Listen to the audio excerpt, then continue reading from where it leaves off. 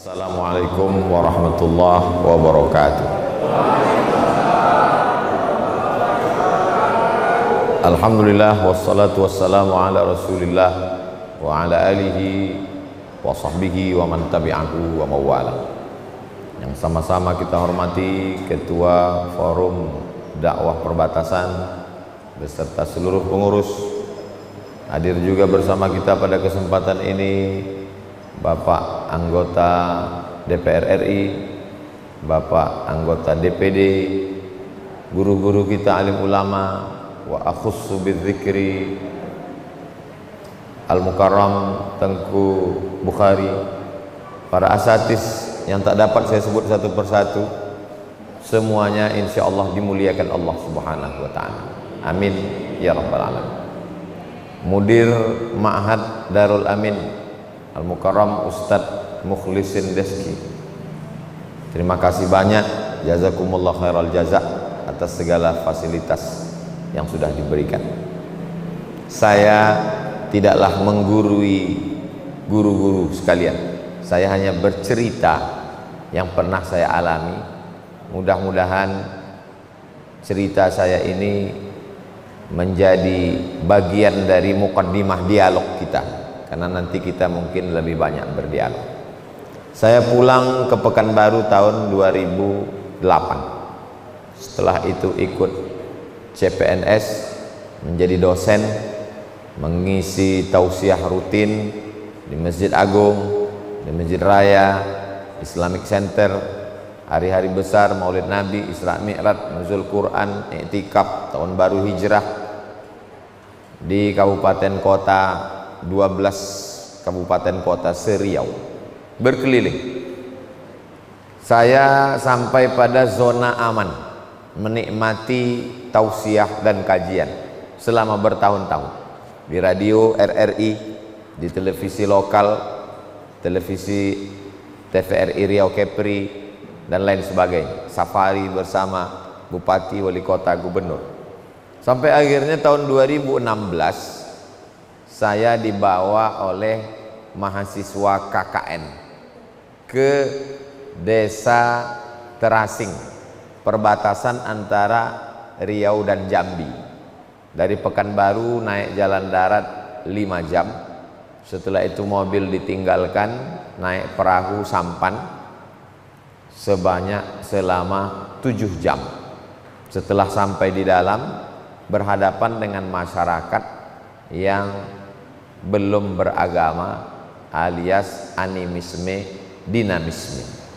Di situ baru saya sadar ternyata ilmu komunikasi, ilmu public speaking tak laku karena orang tidak mau mendengar kita ceramah. Di dalam saya lebih banyak diam, berpikir apa yang mesti dilakukan nanti pulang, bukan apa yang dilakukan di situ. Yang lebih bermanfaat saya lihat adalah sahabat-sahabat dokter, perawat, bidan yang kami bawa dari puskesmas, karena mereka di dalam bisa mengadakan pemeriksaan kesehatan gratis yang kami laksanakan di halaman masjid. Ternyata ilmu kedokteran perlu di dalam. Kemudian yang bermanfaat saya lihat sahabat saya yang pandai budidaya kelulut, sejenis lebah madu tapi lebih kecil. Jadi dia ajarkan bagaimana mengambil bibit kelulut dari dalam hutan, dibawa ke kampung, dipotong kayu, dimasukkan sarangnya ke dalam kotak, nanti kelulut akan datang panen madu. Lebih bermanfaat lagi mengambil satu buah kayu yang kalau dikumpulkan, dipukul, nanti laku dijual untuk menjadi pewarna tekstil, karena memang mereka perlu duit. Di situ saya ambil pelajaran, kita mesti bersinergi dengan dokter-dokter yang baru lulus atau dari puskesmas, dinas kesehatan untuk ke dalam. Jadi pertemuan saya alokasikan dana setahun 2 kali, waktu bulan Februari dengan bulan Agustus. Jadi pertama itu saya masuk dengan beberapa kawan, Pada masuk berikutnya sudah membawa dokter, membawa sahabat-sahabat dari Fakultas Pertanian yang punya bakat dan kemampuan untuk dikembangkan di dalam, karena itu lebih bermanfaat. Lalu kemudian masjidnya amat sangat tertinggal, ada dibangun tapi sudah mulai lapuk, lantainya semen sudah bercampur tanah, dindingnya kayu yang sudah hampir lepas.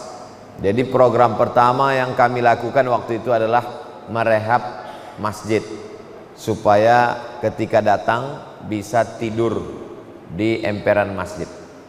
Bagaimana emperan masjid itu dibuat agak lapang supaya kita tidak menumpang di rumah masyarakat.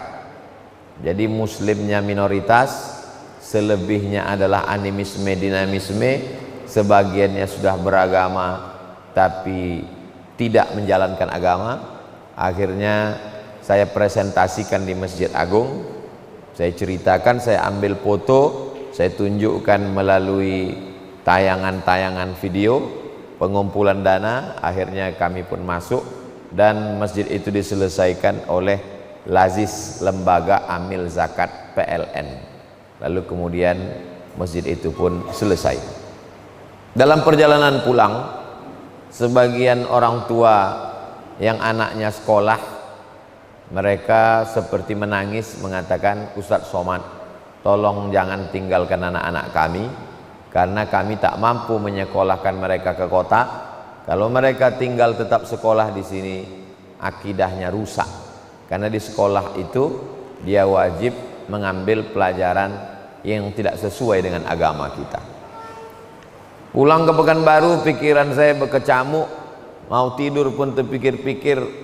Akhirnya saya sampaikan di masjid, ada beberapa jamaah yang merespon, maka anak-anak ini pun ditarik, disekolahkan di pondok pesantren gratis di Pekanbaru. Sebagiannya dikirim ke Jawa tahun 2016. Sekarang sudah 2022, maka tahun ini anak-anak ini tamat. Kemarin kami adakan pertemuan lagi untuk mencarikan anak-anak ini mesti S1. Saya katakan anak-anak ini jangan lagi pulang setelah pesantren, karena dikhawatirkan nanti dia tidak tahan di kampung karena sudah pernah sekolah di kota. Dia nanti merantau ke kota, menikah dengan orang kota, kampungnya tetap tinggal. Jadi tak ada gunanya kerja kita 6 tahun yang lalu, seperti membuat istana pasir di tepi pantai, cantik indah, datang ombak rusak kembali. Akhirnya kami jumpailah beberapa universitas yang swasta, berapa sekolah tinggi. Akhirnya ada yang mengasih jatah 2, ada yang 3, ada yang 5. Allah bukakan jalan. Akhirnya setelah dihitung-hitung kesempatan beasiswa, kemarin pertemuan terakhir, lebih banyak lagi kesempatan beasiswa daripada anak yang mau dimasukkan. Alhamdulillah berlebih, selesailah sudah. Kenapa kami ingin anak-anak ini selesai S1? Supaya kalau pulang dia nanti ke kampung, mungkin ada pemilihan kepala desa, dia PD. Mungkin kalau nanti dia punya banyak jamaah, ada peluang untuk menjadi caleg DPRD kabupaten kota, dia bisa ikut. Lalu kemudian kalau ada pengangkatan Honda honor daerah, atau syukur-syukur bisa CPNS, maka dia pun bisa masuk. Kemudian saya pernah dipanggil oleh profesor pimpinan sekolah tinggi ilmu kebidanan dan keperawatan.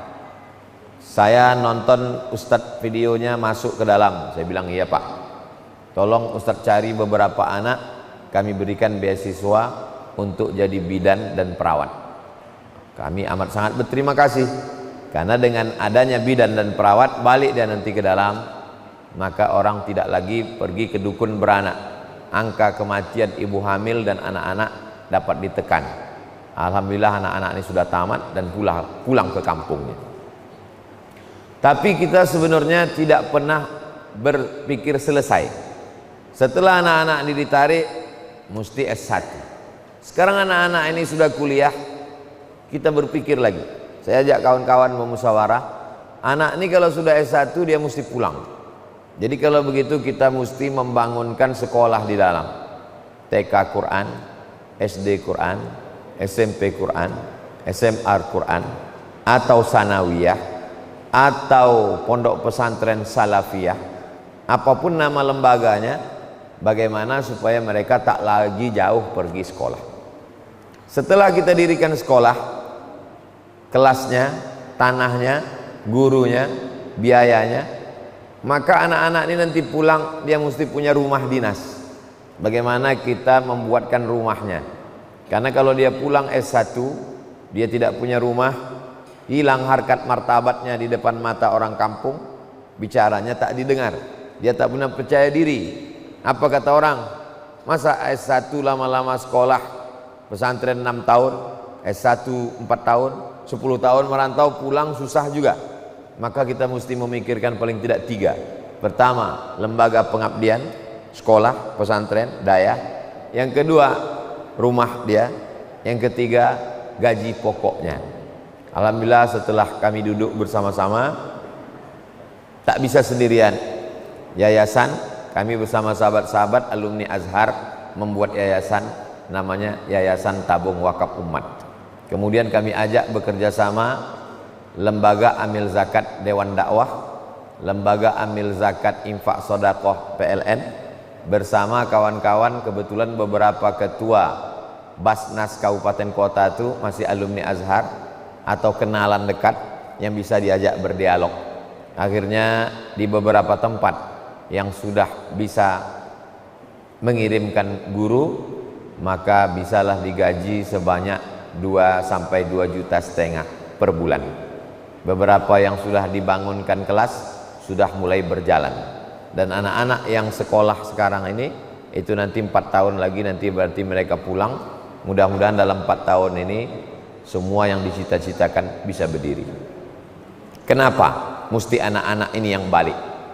Sesuai dengan firman Allah, falaula nafara min kulli firqatin minhum ta'ifatun liyatafaqahu fiddin. Jangan semuanya pergi berperang, jangan semuanya pergi menanam kelapa sawit, jangan semuanya menanam karet. Mesti ada 2-3 orang belajar agama. Setelah mereka belajar agama, liyunziru qaumahum, balik ke kampung halamannya. Qaumahum, di situ disebut qaumahum. Jadi dai-dai yang dikirim selama ini, mohon maaf, bukanlah yang dilakukan Dewan Dakwah mengirim dai dari Pulau Jawa ke Pulau Sumatera, Kalimantan, Sulawesi, itu salah. Benar, bahkan kita berterima kasih. Tapi banyak yang tidak nyambung karena agama, karena suku, karena bahasa. Kita berhadapan dengan masyarakat yang inklusif, yang eksklusif, tertutup. Dia tak menerima budaya orang lain. Tapi kalau keponakannya yang pulang, tetangganya, orang kampungnya, bahasanya sama, mungkin itu dapat menyentuh hati mereka. Dan setelah mereka pulang ke kampung halaman, mereka berdakwah sesuai seperti Allah mengirim nabi-nabi itu. Wa ila samuda akhahum salihah, wa ila madyana akhahum syuaiba, wa ila adin akhahum huda. Disebut akhahum karena saudara mereka, anak kampung halaman mereka, sama bahasanya dengan mereka, ada hubungan nasab dengan mereka. Dengan itu cara-cara dakwah ini lebih bisa diterima. Itu yang sedang kami lakukan sekarang di beberapa daerah. Saya masuk ke suku Talang, ke suku Sakai, ke suku Akit, ke suku Anak Dalam, ke suku Kubu. Sampai hari ini masih saya khususkan setahun 2 kali, 6 bulan sekali, 1 bulan Februari, 1 bulan Agustus. Saya tak mampu untuk menetap di dalam seperti adik-adik alumni Sekolah Tinggi Ilmu Dakwah Buya Muhammad Nasir. Mereka memang dikhususkan 1 tahun tinggal di dalam. Setelah mengabdi 1 tahun barulah dapat ijazah sebelum wisuda. Di beberapa kampus saya sampaikan itu bahwa KKN 2 bulan di dalam itu tidak terlalu memberikan efek yang lama. Jadi KKN untuk fakultas dakwah berceramah bagus, tapi KKN tinggal di dalam selama 6 bulan 1 semester atau bisa 1 tahun, bagi fakultas peternakan sangat baik. Mereka memang betul-betul beternak di dalam. Yang bagi fakultas pertanian sangat cocok, supaya mereka memang betul-betul bertani di dalam. Karena sekarang banyak juga alumni fakultas peternakan, dia beternak ikan di atas kertas, menulis makalah tentang ternak luar biasa, tapi tak pernah beternak sama sekali. Bercerita tentang pertanian luar biasa, jurusan manajemen dakwah tapi tak pernah berdakwah. Nah, jadi kalau memang betul ilmu ini mau diasah tajam, maka masuklah ke kampung tertinggal, desa terisolir yang di Provinsi Nangro Aceh Darussalam, punya istilah khusus yang disebut dengan dakwah perbatasan. Karena memang perbatasan ini amat sangat memerlukan dai. Pondok-pondok pesantren, anak-anak yang sudah kelas 6 mau kelas 7 mau tamat dikirim, amat sangat baik. Sekolah-sekolah tinggi pertanian, peternakan dikirim ke dalam, apalagi dakwah UIN, sekolah tinggi agama Islam, maka amat sangat baik.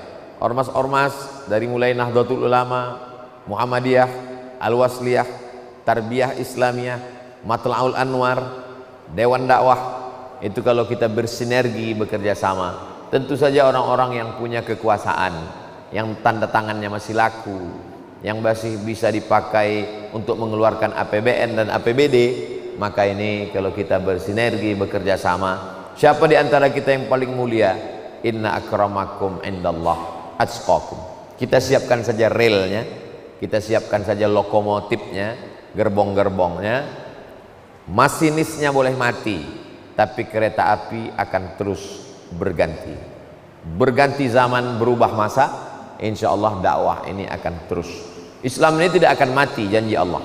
Inna dina indallah il-Islam. Islam ini tidak akan padam. Al-Islamu ya'lu wa la yu'la alaih. Tapi apakah kita punya catatan kontribusi?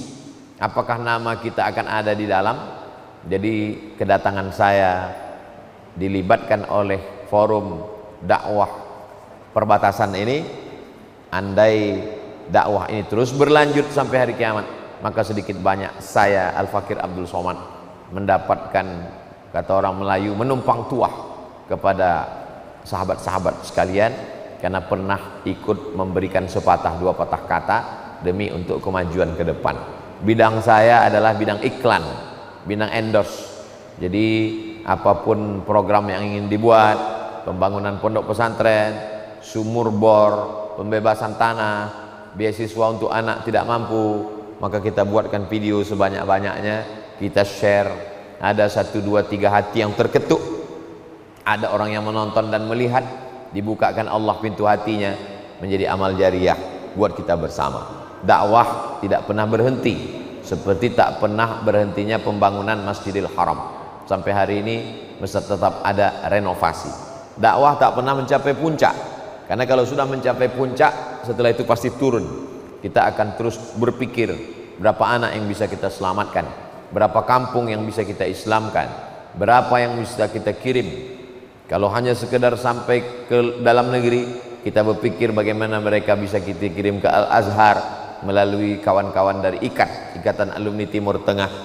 Adapun kalau kita melihat beban yang besar ini, maka khilafiyah, gesekan-gesekan antar ormas, antar mazhab, antar aliran, sudah tak sempat lagi kita berpikir tentang itu, karena kita melihat ada beban yang lebih besar. Kalau di pundak kita ada beban 100 kilo, maka tentengan sekilo 2 kilo itu udah tak kita pandang lagi. Jadi amat sangat kasihan ada sebagian orang yang masih sibuk dengan khilafiyah, yang ulama masih mukhtalaf fih, berbeda pendapat. Begini kata Maliki, begini kata Syafi'i, begini kata Hambali, begitu kata Hanafi. Sementara ada yang muttafaq alaih, yang tak ada ikhtilaf di dalamnya, yaitu ud'u ila sabili rabbik bil hikmah wal mau'izatil hasanah. Andai perlu berdebat, wajadilhum, debatlah billati hiya ahsan. Saya tidak menceramahi, saya tidak pula menggurui, hanya bercerita tentang apa yang pernah kami lakukan bersama sahabat-sahabat kami, dan masih lagi kami laksanakan sampai hari ini. Iklan-iklannya masih lagi kami posting di Instagram dan FB. Mudah-mudahan apa yang saya sampaikan ini menjadi awal pembuka dialog kita, untuk memberikan apa yang terbaik kepada umat, menolong agama Allah. In tansurullaha yansurkum wa yutsabbits aqdamakum. Demikian, terima kasih atas segala perhatian, mohon maaf segala kekhilafan. Saya kembalikan ke guru kita, moderator pada dialog kesempatan di hari yang penuh berkah, hari Jumat Sayyidul Ayyam. Terima kasih. Wassalamualaikum warahmatullahi wabarakatuh.